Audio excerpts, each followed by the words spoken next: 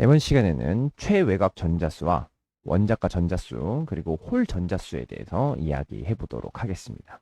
우리가 지난 시간에 살펴봤던 이 그림들을 자세히 보면 공통점을 하나 발견할 수 있는데 가장 바깥쪽에 있는 바깥쪽에 있는 전자에 초점을 맞춰가지고 한번 살펴보도록 하겠습니다. 그러면은 그림이 이렇게 나타날 겁니다. 자, 요 중에서 가장 바깥쪽에 있는 전자의 개수가 하나인 것만 모아보면 이렇게 됩니다. 두 개인 것만 모아보면은 이렇게 됩니다. 세 개인 거는 이렇게 있고요. 그 다음에 네 개인 거, 다섯 개인 거, 여섯 개, 일곱 개, 여덟 개인 거 이렇게 있습니다. 자, 근데 하나 이상한 게 있었을 겁니다. 찾아봤나요? 그렇죠. 바로 헬륨입니다. 헬륨. 자, 이 친구들은 일단 비활성 기체로서 이 자체로 안정합니다. 다른 것들과 반응을 안 해요. 근데 요 헬륨 같은 경우에는 최외곽 전자수만 놓고 보면 얘네들이랑 똑같습니다. 근데 성질은 아예 달라요. 얘는 다른 것들과 반응하지 않는데 얘네들은 다른 것들과 반응을 합니다. 어, 그래서 과학자들은 생각을 한 거죠. 이게 단순하게 가장 바깥쪽에만 있는 최외곽 전자수를 얘기하는 것뿐만 아니라 좀 더 깊은, 한층 더 깊은 개념이 필요하겠다. 그래서 반응하는데 관여하는 전자수라는 의미의 원자가 전자수를 하나 정의해보자 라고 한 겁니다.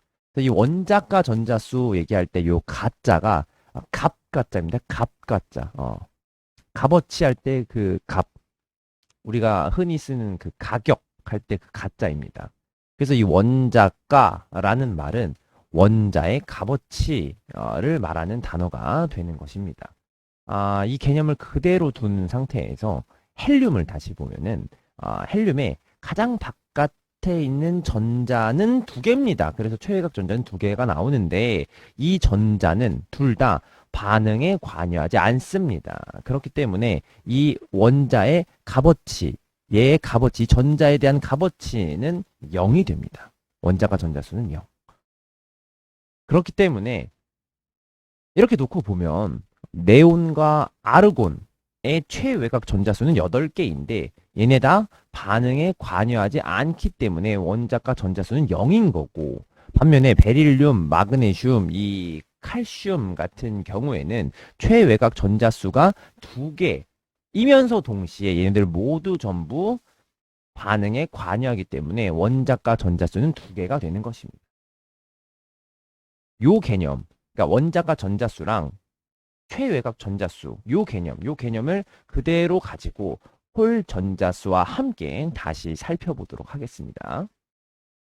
자, 가장 먼저 수소입니다. 수소. 자, 그 최외곽 전자수는 직관적으로 세보면 되니까 별 문제가 되지 않습니다. 그러니까 지금도 그냥 가장 바깥에 요 하나 있잖아요. 그러니까 최외곽 전자수 하나인 거예요. 별 문제가 되지 않습니다. 그리고 원자과 전자수, 그러니까 원자에 대한 값어치에 대한 얘기를 할 때도 반응에 참여하는지 안 하는지 요것만 알려주는 거기 때문에 얘는 비활성 기체가 아니라면 최외곽 전자수랑 원자과 전자수는 같게 나옵니다.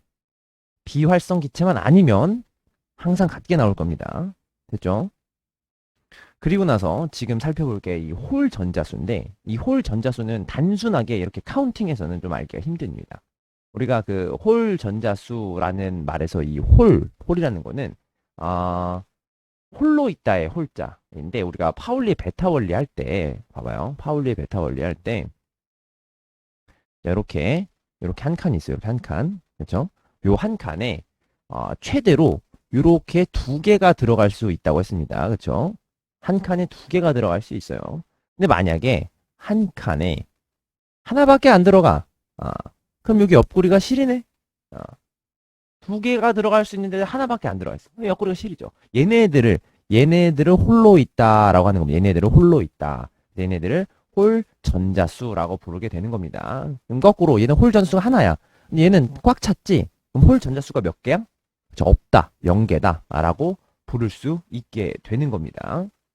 그래서 우리가 홀 전자수라는 것을 얘기한다라고 하면은 홀 전자수는 옆구리가 실이냐 안 실이냐 그거만 생각하고 맞춰보면 되겠습니다. 자, 그럼 봐봐. 수소의 경우에는 자, 수소의 경우 다시 봅시다. 자, 수소의 경우에는 지금 옆구리가 실이네. 하나 실입니다. 홀 전자수 몇 개입니까? 그렇죠. 한 개입니다. 좋습니다. 자, 다음으로는 리튬을 보겠습니다. 헬륨은 가장 헷갈릴 수 있기 때문에 맨 뒤에서 한번 보도록 할게요. 지금은 이제 규칙성을 먼저 보는 거니까 리튬부터 보도록 하겠습니다. 자, 리튬. 자, 원자과 전자수는 비활성 기체가 아니기 때문에 최외곽 전자수랑 같아서 한 개를 그냥 쓰면 됩니다. 그 다음에 옆구리 실인해 봅시다. 옆구리 여기 실인해 하나, 요거 실인 진구 하나. 그 다음에 베릴륨. 자, 베릴륨도 마찬가지로 비활성 기체가 아니기 때문에 최외곽 전자수랑 똑같이 두 개를 씁니다. 자, 근데 옆구리가 실이요, 안 실이요? 옆구리 안 실입니다. 그래서 0개 쓰면 되겠습니다. 다음에는 붕소입니다. 자, 붕소 같은 경우에도 비활성 기체가 아니니까 똑같이 최외곽 전자수랑 같게 써서 3개를 씁니다. 근데 옆구리 실이네 여기? 하나밖에 없네요. 옆구리 실이네 하나밖에 없습니다. 좋습니다. 자, 다음에 탄소, 비활성 기체가 아니니까 똑같이 최외곽 전자수랑 똑같이 4개를 쓰면 되고요. 옆구리는 2명만 실이네요. 그래서 2개 쓰면 됩니다. 근데 이 최외곽 전자수 4개라는 거는 하나, 둘, 셋, 넷. 그러니까 하나, 둘, 셋, 넷. 바깥쪽이 4개인데 얘네들 중에서 옆구리가 실인 애는 얘네밖에 없다. 얘네들은 쌍쌍 되어 있는 거. 이렇게 보는 겁니다. 그 다음부터는 좀 빠르게 볼게요. 마찬가지로 얘도 비활성 기체가 아니니까 똑같이 써서 5, 그 다음에 홀 전자수 셋, 그 다음에 얘는 6에 2, 그 다음에 얘는 7에 1입니다. 얘는 여기 비활성 기체네. 비활성 기체 왔습니다. 자, 최외곽 전자수는 8개 맞습니다. 근데 얘네들은 모두 다 꽉꽉꽉 차있고 다른 애들이랑 반응하지 않습니다. 그러면 전부 반응에 관여 안 한다. 그러니까 가치가 있습니까? 없습니까? 없습니다. 그래서 원자과 전자수는 0이 나옵니다. 옆구리 실린 애들도 없네. 그래서 홀 전자수도 0이 나옵니다. 됐습니다. 자, 다시 비활성 기체가 아니니까 얘네들은 최외곽 전자수랑 똑같이 1을 쓰게 되고 옆구리가 실인 애가 여기 하나 있습니다. 그래서 하나 홀 전자수. 그 다음에 얘도 2에 0이고 그 다음에 얘도 3에 1. 오케이. 그 다음에 얘도 4에 2, 그 다음에 5에 3. 오케이. 그 다음에 얘는 6에 2. 그 다음에 얘는 7에 1입니다. 알죠? 그 다음에 얘는 또 비활성 기체네. 비활성 기체. 값어치 없어요. 네, 0. 홀전 옆구리 실려? 없어. 옆구리 실리네? 없어. 됐죠? 그 다음에 다시 비활성 기체 아니니까 최외곽 전자수랑 똑같이 써서 1. 그 다음에 홀 전자수 옆구리 실리네 하나. 얘는 2개 0입니다. 됐죠?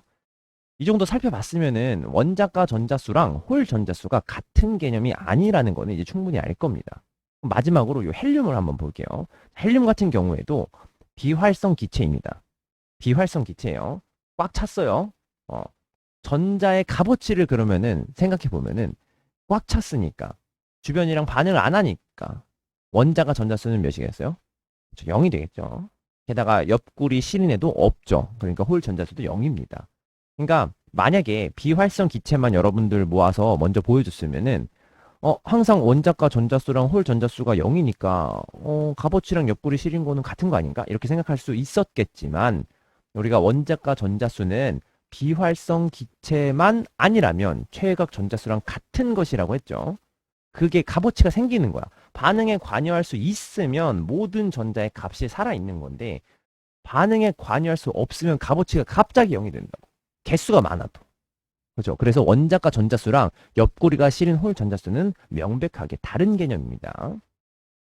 좋습니다. 자, 마지막으로 추가적으로 알아두면 좋은 개념이 하나 있는데 탄소는 결합할 때 원래의 모습하고 다르게 변합니다. 어떻게 변하는지는 그림을 통해서 한번 살펴보도록 하겠습니다. 자, 우리가 탄소는 원자과 전자수 4개, 홀 전자수 2개로 배웠습니다. 근데 얘네가 결합할 때는 모양이 변해요. 결합할 때만 변해. 그래서 여기 있던 전자가 이렇게 들뜹니다. 하나가 들뜨게 돼요. 그러면 원자과 전자수는 똑같이 4개. 반응에 관여하려고 하는 요 애들은 4개가 됩니다. 똑같이 4개인데 홀 전자수 있잖아요. 홀 전자수. 이 홀 전자수는 원래 2개였잖아요. 옆구리 신뢰가 2개였는데 옆구리 신뢰가 4개로 변하게 됩니다.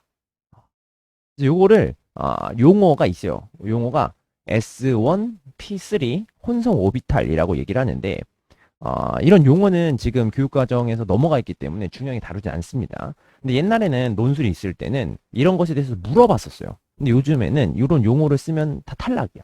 왜? 교육과정이 없기 때문이죠. 교육과정이 없으니까 이런 용어를 쓰면 안 돼. 그래도 만약에 여러분들이 논술에서 이런 걸 써야 된다. 그러면 어떻게 써야 돼?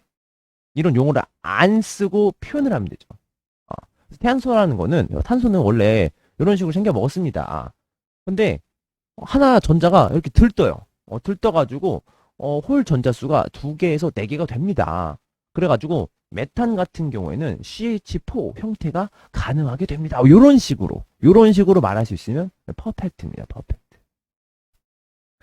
그래서 오비탈의 정확한 이름을 알 필요는 없지만 탄소는 결합할 때 하나가 들떠가지고 홀 전자수가 2개에서 4개로 변한다는 요 사실까지 알아두면은 아주 좋겠습니다. 좋습니다. 오늘은 여기까지 하도록 하겠습니다.